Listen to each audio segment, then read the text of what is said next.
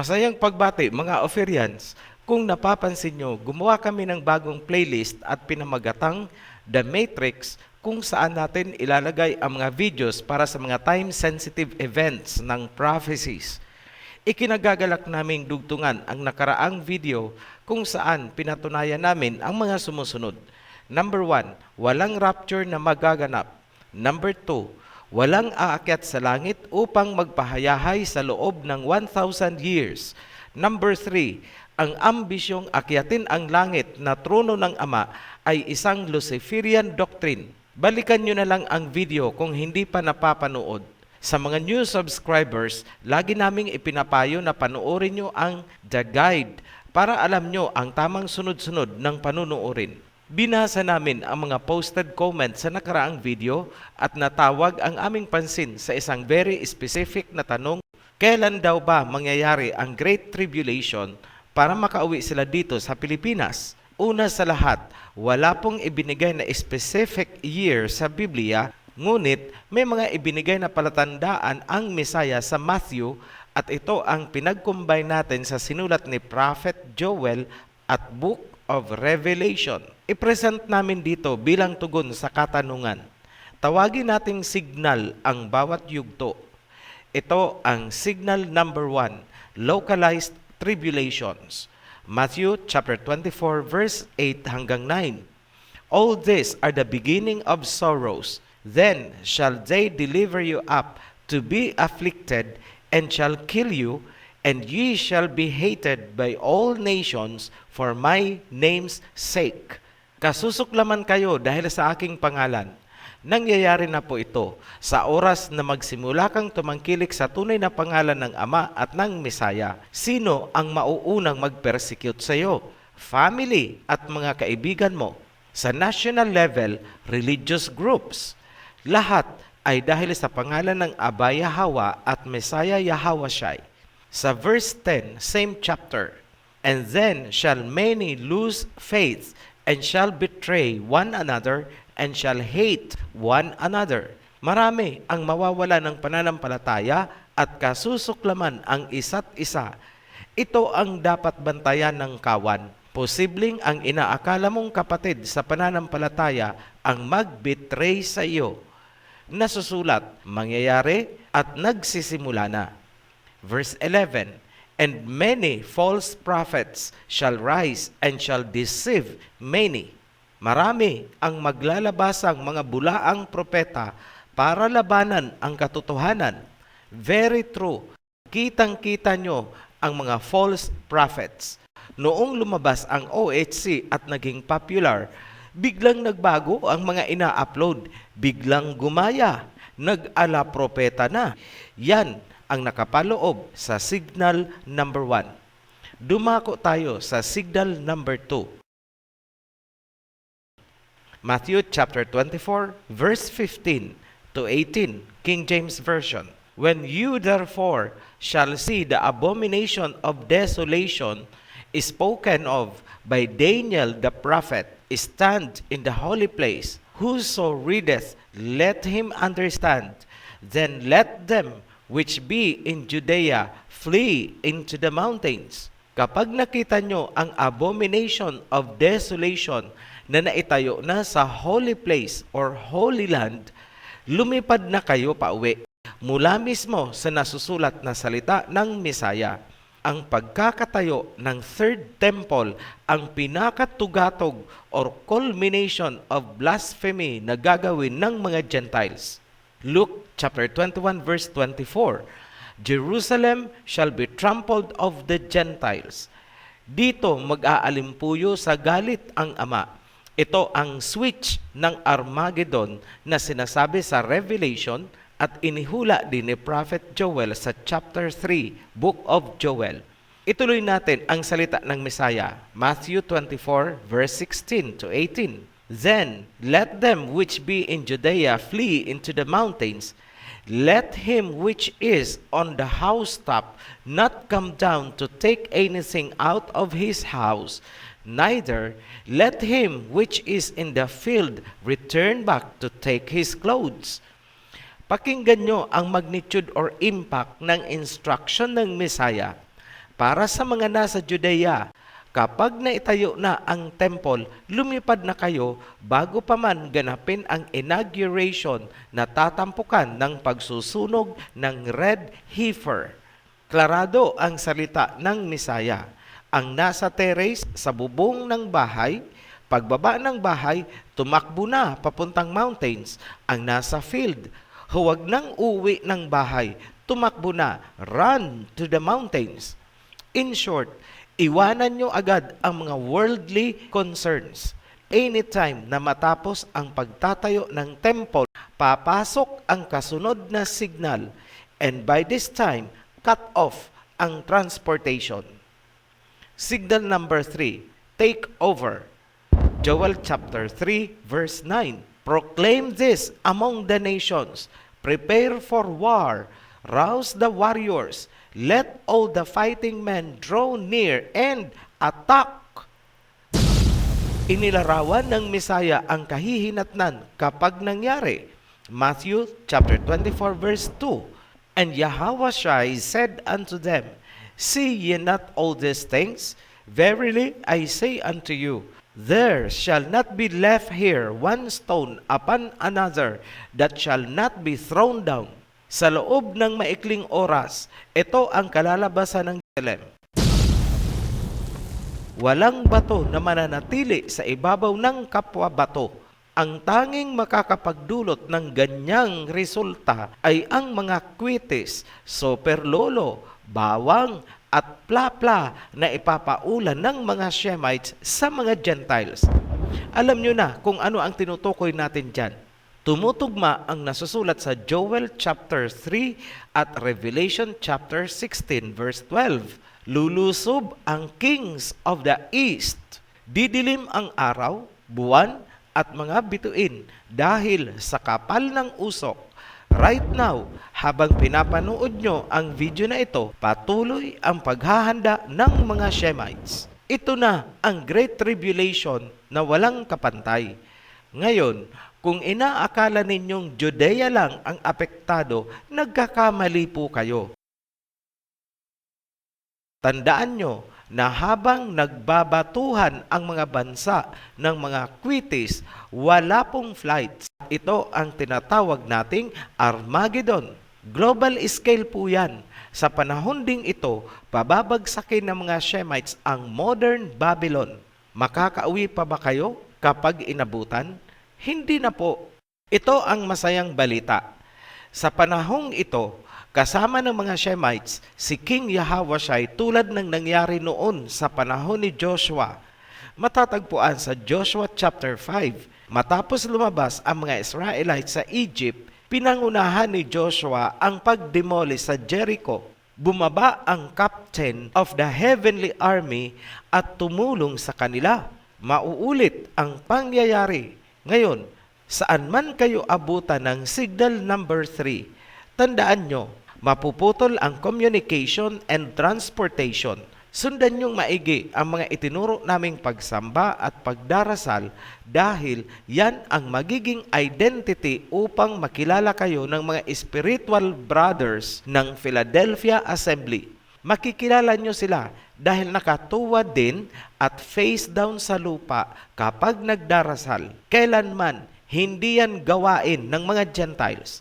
Hindi man 100% eksaktong pareho ang paniniwala, pero huwag niyong kalimutan. At kailangan na rin nilang malaman na silang sumasamba kay Allah, ang isa sa 7 assemblies ng Misaya. Ang Allah ay pinaiksing variation lamang ng Alahayam or Elohim sa modern Hebrew. Ang pagsusunog naman ng handog at pagtawag sa tunay na pangalan ng Ama at ng Misaya ay isang very unique na katangian ng Philadelphia Assembly. Yan lang ang natatanging paraan upang makilala nyo ang isa't isa saan man kayo abutan ng signal number 3. Ang pagsamba sa araw ng Sabath at mga kapiestahan ay malamang hindi na natin magagawa ng tama. Bakit? Kasi matatakpan ang buwan na ating basehan ng reckoning. Signal number 4, Millennium, 1,000 Years of Transition. Ang Armageddon ay matatapos sa pagkakadakip kay Satanas na igagapos or ikukulong sa bottomless pit. Dito huhupa ang pagbabatuhan ng mga bansa ng Kwitis, Superlolo, Bawang at Plapla. Mawawalan ng kapangyarihan ang modern Babylon. Dahil sa pagkakadakip kay Satanas, tatahimik ang mga bansa. Ang pagkakaabalahan nila ngayon ay ang pag-recover dahil sa palitan ng mga Kwitis at Superlolo. Things like that. Everything will be in chaos. Sa panahong ito, iikot si King Yahawashai kasama ang heavenly armies. Pupuntahan ang bawat bansa, east, west, north, and south. Masasaksihan ito. Bawat bansa, buong mundo, makikita ng lahat ng tao ang kanyang paglapag mula sa mga ulap. Parang eroplano lang na approaching sa mga airport. Ang kaibahan, hindi niya kailangan ang airport at runway. Ano ang purpose ni King Yahawashai sa pag-ikot niya buong mundo kasama ang heavenly armies? Kukunin niya ang mga pinili, yung mga may tatak ng kanyang pangalan at pangalan ng Ama sa kanilang mga noo. Ito yung mga nagpasakop sa covenant na ibinigay kay Moses. Walang ibang grupo na ipinaglalaban ang pangalan ng Ama at ng Mesaya, pati ang covenant o Syrian heritage followers lamang. Sa pag-ikot ng King of Kings, kasama ang mga angheles, tutunog ang trompeta. Maririnig ng mga pinili hanggang sa kasuluk-sulukan ng wilderness. By the time, expectedly, may mga followers na hindi na makalakad. Pinapasa na lang ng mga kasama. Ang iba ay may mga sakit.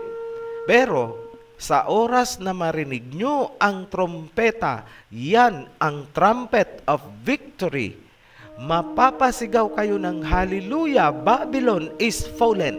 Aawitin nyo ang awit ni Moses. Hindi nyo man alam ang kanta na yan ngayon. Pero malalaman nyo kapag iniangat na ng Holy Spirit ang inyong mga diwa sa mas mataas na level. Ang kantang yon ay parang old favorite song. Imagine the feelings pagkatapos ng ilang taon na sobrang hirap at kapighatian. Ito na ang heavenly rescuers na susundo sa inyo. Kukunin ng mga anghel ang mga pinili. Only the chosen ones. Matthew chapter 24 verse 41. 2 women shall be grinding at the mill. The one shall be taken and the other left. Ang mga pinili na hindi nag-survive or namatay ay muling bubuhayin at kasabay ng mga inabutang buhay, mapapalitan ng incorruptible flesh na hindi na maigugupo ng kamatayan. Ito ang tinatawag na first resurrection sa Book of Revelation. Matapos sunduin ng mga anghel ang mga pinili, saan sila dadalhin? Sa langit ba? No. Here is the truth. Signal number 5, the new government. Revelation chapter 14, verse 1 to 4. Then I looked, and there before me was the Lamb, standing on Mount Zion, and with him 144,000 who had his name and his father's name written on their foreheads. These are those who did not defile themselves with women, for they remained virgins. They follow the Lamb wherever he goes. Maliwanag, ang mga pinili na may tatak ng pangalan ng Ama at ng Mesaya ay dadalhin sa Mount Zion. Doon kami iipunin ng Mesaya, hindi po sa langit. Kaway-kaway dyan sa mga akyat langit. Yung isa, gagamit pa ng fake Sabbath na tatak daw nila sa noo. Kawawa naman. Yes, totoo, nakakaawa po kayo. Tapos kung makakomment, kami pa talaga ang tuturuan. Ngayon, marahil nais nyong magtanong, 144,000 lang ba ang maliligtas? Hindi po ganun. The truth is, kasing dami din ng buhangin sa dalampasigan. Ngunit, hindi pa sila bubuhayin sa first resurrection. Revelation chapter 20 verse 4 hanggang 5. I saw thrones on which were seated those who had been given authority to judge. And I saw the souls of those who had been beheaded because of their testimony about Yahweh and because of the word of Elohim. They had not worshipped the beast or its image and had not received its mark on their foreheads or on their hands. They came to life and reigned with Yahweh 1,000 years. The rest of the dead did not come to life until the 1,000 years were ended. This is the first resurrection. Blessed and holy are those who share in the first resurrection. The second death has no power over them, but they will be priests of Elohim and will reign with Yahweh for 1,000 years. Ang bubuhayin lamang sa first resurrection ay ang mga gagawing priests and judges na mag-reign kasabay ni King Yahweh sa loob ng 1,000 years. Ang mga natirang patay, banal man o makasalanan, ay maghihintay sa katapusan ng 1,000 years. Kumbaga, mga key persons muna ang uunahin para sa pag-establish ng new messianic government. Anong klaseng government ang ipapatupad ni King Yahweh? Revelations chapter 19 verse 15. Coming out of his mouth is a sharp sword with which to strike down the nations. He will rule them with an iron scepter. Maliwanag, autocratic government, kamay na bakal, hindi po democratic. Sa panahong ito, mabubuo ang tribes ni Jacob. Ihahatid sila ng mga bansa sa Palestine alinsunod sa utos ni King Yahweh. Ito ang restoration of the fortune of Judah and of course ni Jacob ayon sa Joel chapter 3. Signal number 6, judgment of Satan. Pagkatapos ng 1,000 years, muling pakakawalan si Satanas at muli niyang tatangkain na linlangin ang mga bansa at muling agawin ang Holy City. Revelation chapter 20 verse 7 to verse 10. When the 1,000 years are over, Satan will be released from his prison and will go out to deceive the nations in the four corners of the earth, Gog and Magog, and to gather them for battle.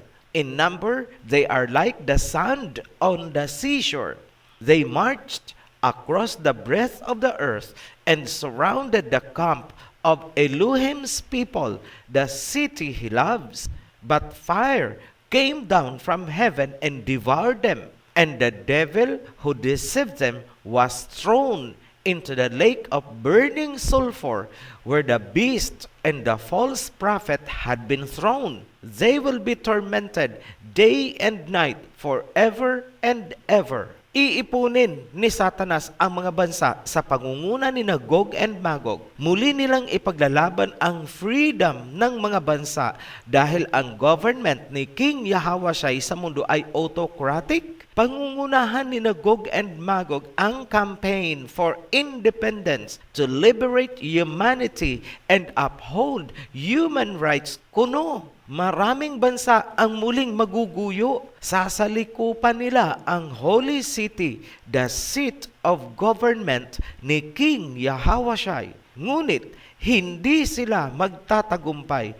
Pauulanan sila ng ultimatum na tutunaw sa kanila. Si Satanas at ang kanyang propeta ay parurusahan sa burning sulfur forever.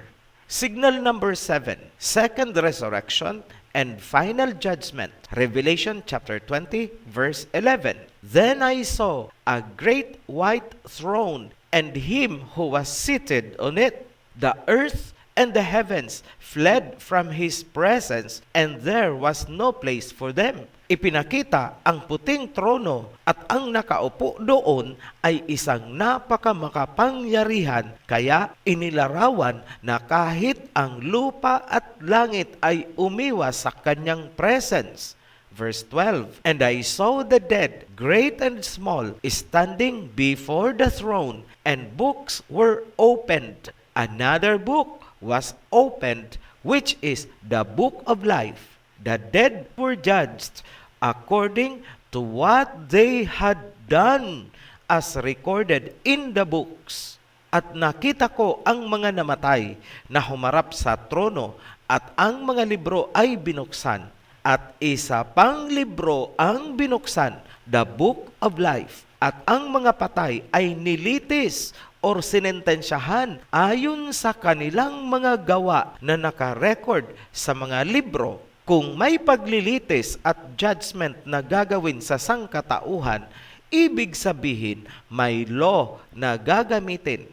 Dahil kung walang law na pagbabasihan, walang gaganaping paglilitis at judgment. Patunayan ko na may law na gagamitin sa final judgment kahit lumipas man ang langit at mundo. Matthew chapter 5 verse 18. For truly I say to you, until heaven and earth pass away, not an iota, not a dot will pass from the law until all is accomplished. Ayan, malinaw na nasusulat. Lumipas man ang langit at lupa, ni isang guhit o tuldok sa law ay walang mawawala. Binding. At ngayon, sa huling panahon, yan ang gagamitin upang sentensyahan ang mga namatay. Verse 13, The sea gave up the dead that were in it, and death and Hades gave up the dead that were in them. And each person was judged according to what they had done. Klarado, ang mga tao ay huhusgahan, sisintensyahan ayon sa kanilang mga gawa. Kumusta mga Paulinian, mga Pablo followers? Nasaan na ang turo ninyo na saved by grace and faith alone ang magliligtas? Harapin nyo ang katotohanan. Lilitisin kayo according to the law. Mga pastor, nakakatulog pa ba kayo ng mahimbing gayong alam nyong marami kayong naipahamak? Sinabihan na namin kayo, si Pablo ay isang Pariseo. Siya ay apostol ng mga hintil. Hindi po tayo hintil. Bakit sunod kayo ng sunod kay Pablo? Verse 14, Then death and Hades were thrown into the lake of fire. The lake of fire is the second death. Anyone whose name was not found written in the book of life was thrown into the lake of fire. Ang mga taong wala sa book of life ang mapupunta sa dagat-dagatang apoy. Ibig sabihin, yung mga nasa book of life ay maliligtas. Common sense. May masayang balita kami para sa mga mapupunta sa dagat-dagatang apoy. May kamatayan po sila. Meron din kaming masayang balita para sa mga bulaang propeta, pastor, tagapagturo. Meron din po kayong everlasting life. Yun nga lang, sa kumukulong asupre. Signal number 8. Pagkatapos ng final judgment, papasok tayo sa era of eternity. Ito na yung new heaven and new earth. Back to Eden. Ang katapusan ng mundo ay nasa simula. Revelation chapter 21, verse 1. Then I saw a new heaven and a new earth, for the first heaven and the first earth had passed away, and there was no longer any sea. Dalawang major event ang magaganap dito. Una, ibababa ang New Jerusalem. Verse 2, I saw the holy city, the New Jerusalem, coming down out of heaven from Elohim, prepared as a bride, beautifully dressed for her husband. Pangalawa, ilalabas ang tree of life. Revelation chapter 22, verse 1 to 2. Then the angel showed me the river of the water of life, as clear as crystal, flowing from the throne of Elohim and of the Lamb down the middle of the great street of the city. On its side of the river stood the tree of life, bearing 12 crops of fruit, yielding its fruit every month, and the leaves of the tree are for the healing of the nations. At ipinakita sa akin ng anghel ang isang ilog kasing linaw ng kristal na umaagos mula sa trono ng Elohim at ng Kordero pababa sa gitna ng kalsada ng great city. Sa bawat gilid ng ilog nakatayo ang tree of life na mamumunga ng 12 uri ng bunga. Ang dahon nito ay kagalingan ng mga bansa. Ang eternal life na hindi nakamit ni na Adam and Eve noon dahil sa kanilang pagkakamali ay makakamit natin dahil muling ibibigay ang tree of life. Ang katapusan ng panahon ang magbabalik sa atin sa simula, panahon ni na Adam and Eve. Maligayang pagbabalik sa Eden. Welcome back to Eden and to eternity.